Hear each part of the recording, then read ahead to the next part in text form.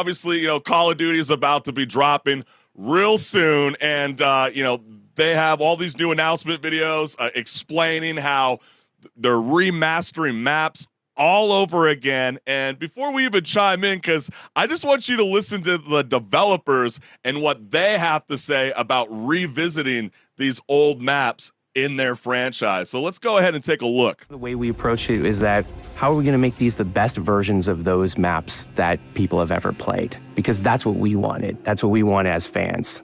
There are places where the metrics of the level are adjusted to fit more modern gameplay, but for the most part, it's going to feel incredibly similar. The biggest changes are really in a fidelity sense. Places like Afghan, where it might have been difficult to see somebody in some of the circumstances, we have new tools to make that both look better, but also read better, so that your target acquisition is improved. I've seen people play it for the first time and they don't really know what they're gonna see, and when that load screen shows up for Favela or for Quarry, you see them light up like, oh my gosh, these are the maps that I've been hoping they would remake.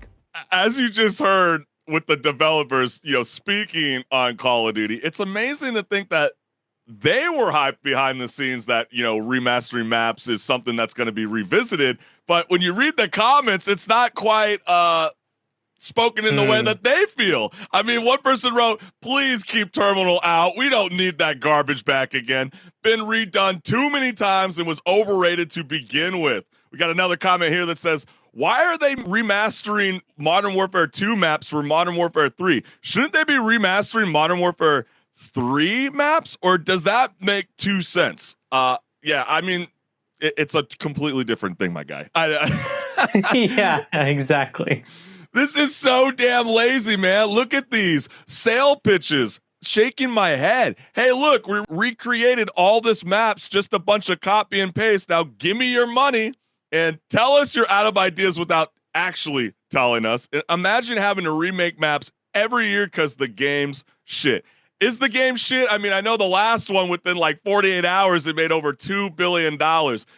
Do you see that happening again with this newest installment, or will we actually kind of see a boycott of fans who will maybe necessarily support Warzone, but won't necessarily support a $70 plus game just to revisit old maps?